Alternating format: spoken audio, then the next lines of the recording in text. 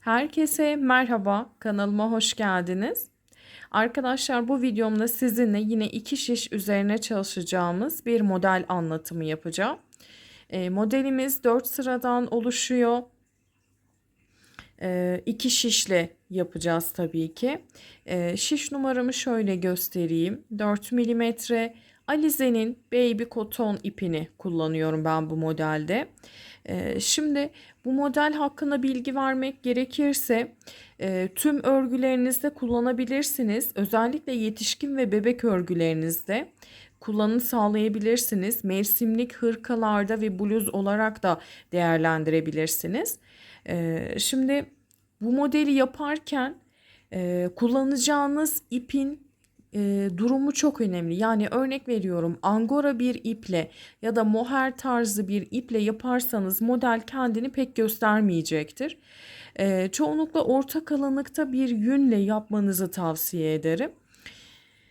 Modelin ilmek sayısına gelecek olursak 8 ilmek ve katları artı 6 ilmek artı 2 tane de kenar ilmeği atarak projeniz için ilmek sayınızı ayarlayabilirsiniz.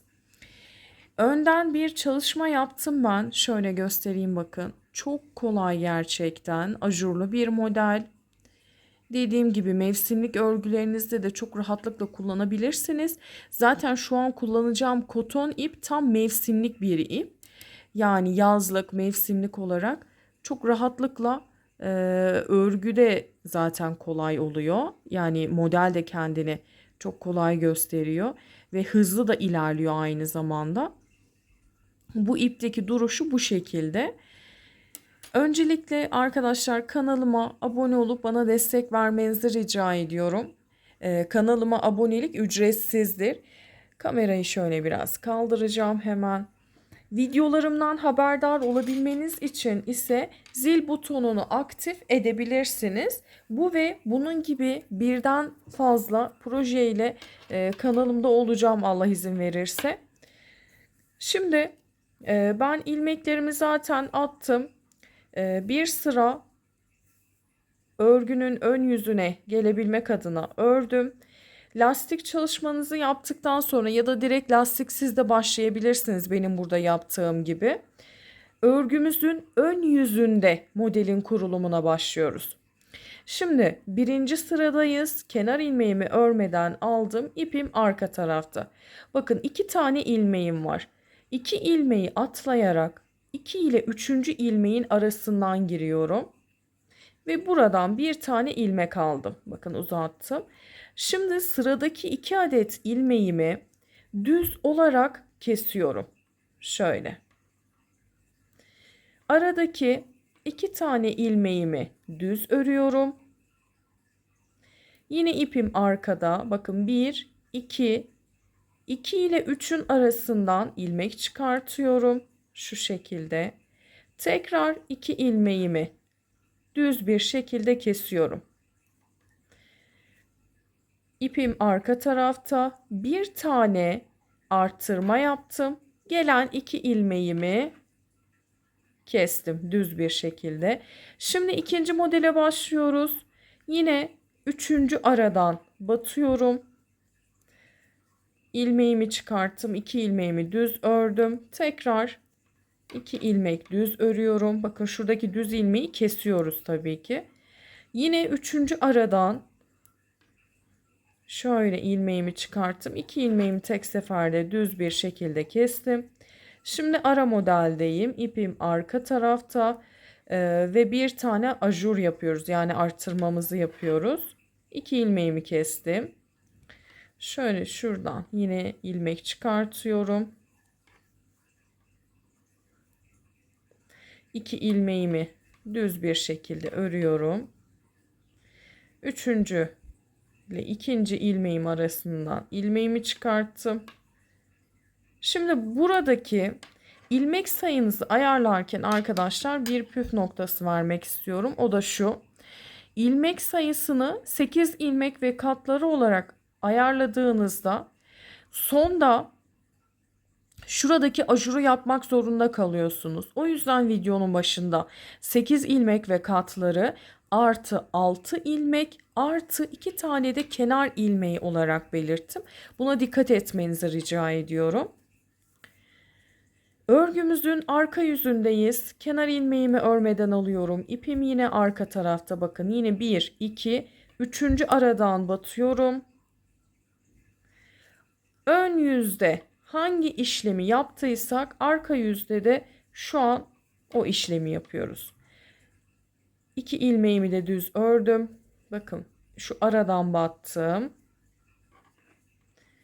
İkisini tek seferde kestim. Bir tane arttırmamı yaptım.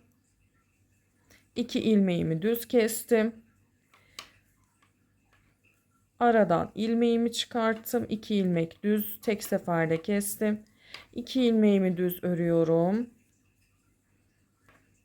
Şöyle. Bir tane doladım. Şuradaki ara ilmeklerimi, yani ajur yaptığım bölümü de ördükten sonra son kesim işlemini yapacağım. Şimdi aradaki 2 düz ilmeğimi ördüm. Kenar ilmeğimi de düz ördüm ve sıramı tamamladım. Örgümüzün ön yüzüne döndük. Şu an model kendini az da olsa gösterdi. Devam ediyoruz. Örgünün 3. sırasında ve ön yüzdeyiz. Şimdi burada yapacağımız işlem ise sıra sonuna kadar tüm ilmeklerimizi düz örgü yaparak devam ediyoruz.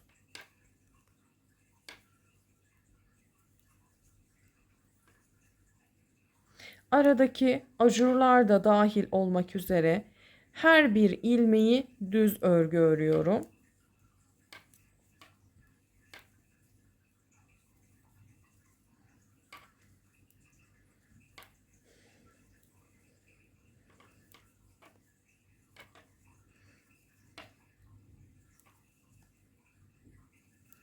Evet, sıramızı tamamladık. Kenar ilmeğimi de düz ördüm. Şöyle. Örgümüzün arka yüzündeyiz.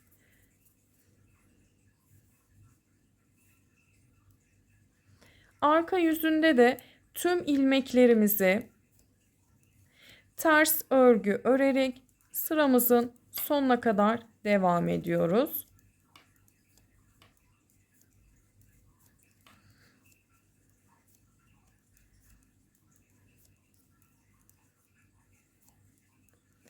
Dördüncü sıradayız ve model kurulumunu tamamlamış olduk şu an. Örgümüzün ön yüzüne geldiğimizde ilk sırada hangi işlemi yaptıysak aynen o işlemi yaparak devam edeceğiz. Tekrar ilk sırada ne yaptıysak onu iletmek istiyorum. Kenar ilmeğimizi örmeden aldık. 2 ilmeğin arasından, yani şu 1, 2 ve 2 ve 3'ün arasından batarak bir tane ilmek çıkartıp şu 2 ilmeği kestik. 2 tane düz, aradan ilmek çıkar, ikisini kes. Bir ajur ve 2 tane ilmeği düz kes. Bu şekilde tamamlıyoruz. Arka yüzden de ön tarafta hangi işlemi yaptıysak bunu tamamlayarak ön yüze geçiyoruz. Bir sıra düz örgü, bir sırada ters örgünüzü yaparak tamamlayabilirsiniz. Şimdiden yapacak olanlara kolay gelsin diyorum. Bu modeli kesinlikle yapmanızı tavsiye ediyorum arkadaşlar. Videomu beğendiyseniz beğenmeyi, kanalıma ücretsiz olarak abone olmayı unutmayın lütfen. Videolarımdan haberdar olabilmeniz için zil butonunu aktif edebilirsiniz. Bir sonraki videoda görüşmek üzere, hoşça kalın.